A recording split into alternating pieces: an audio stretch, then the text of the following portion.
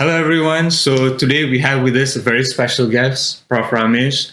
Prof, would you be so kind as to introduce your kind self as well as your current position in Uniten for those who may be unfamiliar? Hello, everyone. My name is Professor Ramesh. I'm the Deputy Vice Chancellor for Academic and International. I've been in Uniten since March 2023 this year. Prior to joining Uniten, I'm a senior professor at the Faculty of Engineering in University of Malaya. Yeah, Professor, and we're seeing that a lot of universities these days are venturing into new fields and new fields of studies, and Uniten has also done the same. Yet they've been able to retain the quality of their graduates. How is it that the university is able to stay uptrend when it comes to the advancements of various fields of study?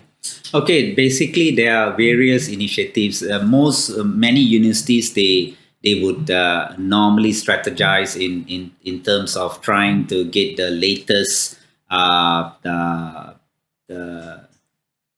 technology, as well as to try to keep abreast with the advancement of new technology out there in the market. At Uniten, we have also instituted several initiatives, and some of them include having industry advisory board. One of the main pillars of Uniten is to industrialize the university. So we engage a lot with people from the industry. So having industry advisory board for all programs in Uniten, that helps us to keep abreast with what are the changing trends in the industry. So we normally have meetings at least once or twice a year with these industry players. They are experts in the field, and they would advise us what are the latest trends. So that's one way of how we keep abreast with the advancement in technology. The other aspect, we also actively engage in research, publication, and consultancy work. Now, this helps our academic staff to keep abreast with the latest latest happening or latest trend in terms of new areas of research. And by engaging in research and publication activities, we share knowledge. We also learn as an academic staff. We also bring in this latest finding. We get students involved through final year projects, through project work, case studies, and so on and so forth. Our academic staff are also actively engaged in conferences, seminars. So it's a requirement that they have to participate in order to get themselves visible, get themselves acquainted with the latest technology as well and advancement in the area. So our academic staff present at conference, they network, and they get the latest trends, information, and they bring it back to class. Okay.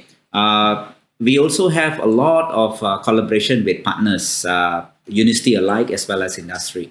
So our academic staff are actively involved in this sort of activities, and they normally work in terms of consultancy work and so on and so forth. And this is where it helps them with keeping abreast with what's happening out there and with the latest trend. The university have also put in place what we call the sabbatical leave and also attachment for our academic staff to get engaged with the other universities and industry as well, for them to get professional experience. So through this engagement, they are attached with industry for a short period of time. And by doing that, they also bring in the expertise, and they learn new areas, and this helps them in terms of the curriculum, in terms of teaching. When we do curriculum review, they bring in all this latest advancement into the classroom, because we need to keep abreast with what the industry wants. Yeah. So these are some of the strategies that the university has basically adopted. Yeah, there's one more thing. We also introduced the industry guest lecture. We have the industry guest lecture, IGL, whereby every program in every semester, they will have to get industry players, the industry expert, to teach at least 2 weeks of the course. I see. That seems phenomenal, Professor. Clearly, they were moving the right path Exactly. in that sense. And staying on the same strain when it comes to technology, there's oftentimes the question of, are we moving in tangent with it, or has technology sort of superseded us in an exponential sense? And I think ChatGPT was a very good example when we saw how it was very hard for us to truly integrate that into the education system. So is it possible that the university can still move in tangent with technology, or has it truly superseded us at this point? Well, I think technology. We need to engage with technology. The university in terms of teaching and learning, because we are producing graduates for the industry. We need to equip our graduates with the latest gadgets and knowledge. We are not able to really provide,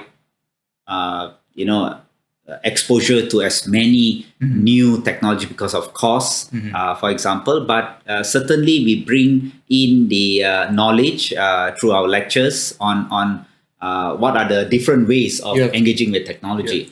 And so, like you just mentioned, ChatGPT and so on and so forth. I mean, it is a technology there, and we cannot deny that it is there for all, for academic staff, for students to be able to engage with this sort of technology. But what is important that we need to understand is that these are tools that assist us in terms of solving problems. They don't give us the solution. Very true. Right? So still, the knowledge that you gain in the university, the fundamentals that you have, so this will help you to engage with these tools and technology in order to provide a creative solution. Having seen the ill effects of the pandemic, we've seen how technology has truly bridged the gap and has acted as a very useful tool for us at that point. Exactly. The online learning and so on and so forth. That has really helped us a lot in terms of that. Ability to still carry on with our lectures and so on. When thrown into that hard space, you have to immediately think of a solution. It was a very. I mean, at that time, nobody thought about having online classes. I mean, online classes. It was there. I mean, this multimedia and using the online tool. It was there because we have this LMS, this learning management system. But we really do not engage much with the online classes. But the pandemic has really taught us that the online platform is really important. In fact, up to today now, even the pandemic is over, we still engage this online platform for meetings, for lectures, and so on. And so what went from a dystopian idea became a reality at that point. Exactly. And looking at academics as well, we're seeing a local stance. But when you're looking at it internationally, we have the 360 Global Exchange Mobility, which has seen tremendous success in the university. So what are the future plans for the university when it comes to engaging in the study abroad programs? I think we want our students to be exposed to the outside world. And the JAM 360 is one way how we get as much students to go abroad. In terms of strategies, we have a lot of MOU. We signed a lot of MOU, the Memorandum of Understanding with many universities abroad. And in that MOU, we always highlight the need for student engagement. So what we have done is we have put in a strategy whereby it's not just the physical presence or going abroad, but we can also do this engagement through online. All right. So these are one of the latest initiatives that we have put in place, whereby we have an office called the International Office, IO. So IO task is to ensure that there is a good balance between online mobility as well as the physical mobility as well, where our students be able to go abroad. We are trying to, because one of the biggest issue with the mobility program is cost. Whereby students will have to fund part of the cost. The university will have to fork out part of the cost in order to make sure that our students be able to go abroad. But we through our partnership with some of the university, especially in neighboring countries like Indonesia, in China, we are able to absorb the cost through mutual understanding between both parties, whereby students over there, when they come over, we accommodate them in terms of providing free accommodation. So likewise, when our students goes abroad, we will do the same. They will do the same in terms of accommodating the accommodation and so on and so forth. So these are some of the things that we are trying to do. So moving forward, we want to see.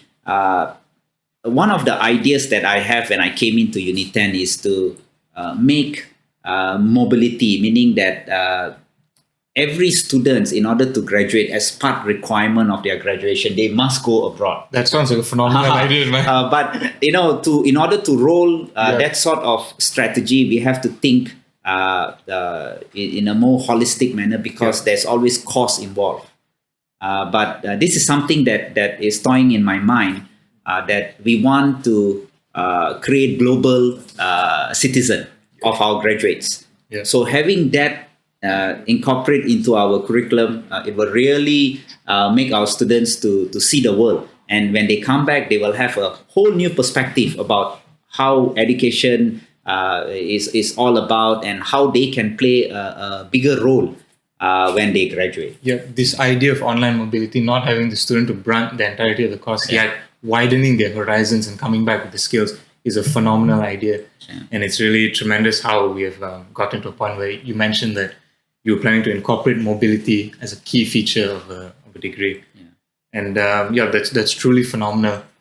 And when we're looking at Uniten's sort of strength in Malaysia, we see a lot of research papers being published. We see that we are truly there at the forefront when it comes to research in any field.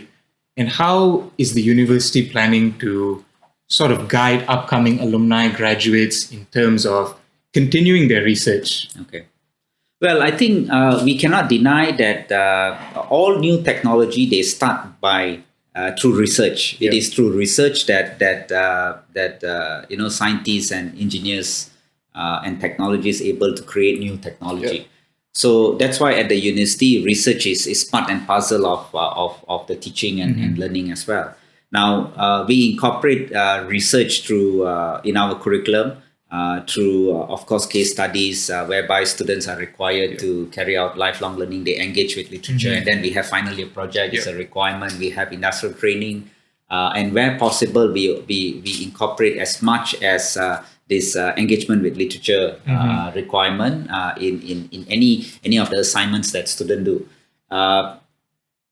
Students need to understand that when they develop solutions, that they will have to have a basis of the approach that they take. They need to engage with data, for example, right? And they need to engage with credible data. So it goes to say that when you do research, one of the key things that we teach students is that the literature that they engage with has to be credible literature. Okay. What we hope is that, of course, through the final year projects, they will write a thesis, and now there is also a requirement that student will have to also prepare a technical paper. So this is something that we are trying to push across to all programs, whereby technical paper will be a requirement, where they write a short paper, maybe a couple of pages, summarizing the whole project that they have undertaken over the past 2 semesters, for example. So this will help them to write concise report, as well as to be able to engage with literature. We also provide, of course, discount for alumni. We encourage our alumni to come back to Uniten to undertake their masters with us, or even for those who have graduated with masters, to come back to undertake PhD studies with Uniten. So we are giving 20% discount to all alumni, their family members, their spouses, their kids as well. So this is something brings them back. This is something that we have basically rolled out. The management has approved for this incentive to be put in place. So that's something that we hope. So we hope to see more of our alumni. To be able to come back and further studies with Uniten. That's a phenomenal idea, because all the data and research is already here. So it's the best place to be back. And like you mentioned, creating credible sources, when you look at sort of all these new machine learning, when the sources aren't credible, then it regurgitates pretty much nothing. That's right. So when we have something from the core and building it back up, that is a phenomenal thing to be done. Yeah. So, Professor, in your humble opinion, what are some of the key facets that make up a phenomenal tertiary education institution? Okay, I think there are several points. We need to have a good academic program, a credible academic program. I mean, we cannot run away from because that's something that we provide to students. So our academic program has to be credible, has to be up to date, and has to be industry relevant. All right. So the academic program. We need to have good infrastructure. The environment, I think, a conducive environment is very, very important. Very true. We need to move with time. Ultimately, it breeds passion when you're in that environment. Lifestyle. I think that's the key thing. Today, student lifestyle is different from my time. So continuously evolving. Exactly. So we need to provide that conducive learning environment for our students. All right. Then we need to have credible and professional academic staff and support staff. And that's something that the university emphasize a lot in terms of having credible people in the system, right? So these are mentors to our students, and they have to be credible. They have to be professional, because one of the things that our aspiration is to produce professionals. We want to see all our graduates becoming professional in their own respective field, right? So that's the third aspect. And of course, the fourth aspect is financial sustainability. The university has to be financial sustainable as well, so that we are able to provide the necessary infrastructure and so on. And the fifth point that I like to highlight is engagement with industry, strong network with industry and partners. I think we cannot run away. We cannot say that we are the best in the world. We need to have partnership, because through partnership we are able to make industry realize how good our students are. And our academic staff as well. So I think that's also important. So these are some of the key points I think that are salient point in order to make an institution great. I love how you mentioned collaboration. Ultimately, collaboration breeds creativity. Creativity breeds excellence. Exactly. So it's a phenomenal. And the last point, maybe if I like to add, is we need to engage with alumni. Yes, I think that is something that I have seen very much lacking in many universities. Yes. In Uniten, I must say that we have a good alumni engagement center that do a lot of activities for our alumni, and I think that's key. We need to build that sense of belonging in our alumni, whereby they will always come back and give back to the university. That is phenomenal. Well, this has been extremely insightful, Professor. Thank you so much for sharing all these amazing things. And it's given a true passion of what is to come for the university, and that is phenomenal. All right, everyone. So we'll be doing a quick rapid fire round with Professor Ramesh, asking him a couple of quick questions, seeing if he can answer it within 5 seconds, hopefully. All right. So, all right, let's start it off. So how are you doing today, Professor? I'm doing great. Okay. In one word, describe Convocation. Excitement. Excitement. All right. What's your favorite place in our university? That will be He and She Cafe. Okay. What's your favorite faculty? Engineering, of course. Okay, let's go. What is your favorite thing about your job? Empowerment. All right. If you could have dinner with one person, living or dead, who would they be? That will be my mom. Okay. If you were graduating today, what would you miss the most? Missing class in the morning. All right. What's your proudest moment in Uniten? I think I would say my proudest moment in Uniten is the ability that collectively the management has secured an endowment of 60 million ringgit that will support underprivileged students. So I think that is the proudest moment. Yeah. And for you, Professor, what would you like to say to our upcoming graduates? Okay, dear graduates, I think my message to you is that you will move into a new phase of excitement and of course career. And you need to work hard. Nothing is impossible. All you need to do is to be creative, innovative, and energetic. All right, so let's move on to the second game, and this is word association. Okay. So I'll be throwing around a couple of words, and you bring up the next word that comes directly in your mind. All right. So firstly, students. Fun, Okay. Campus. vibrant, All right. Graduate. professional, Convocation. excitement, And finally, the word future. bright. All right, that is all we have. That's all the games we have. Thank you so much, Professor All right. Ramesh. It's been No an absolute problem. pleasure. Thank you for having me.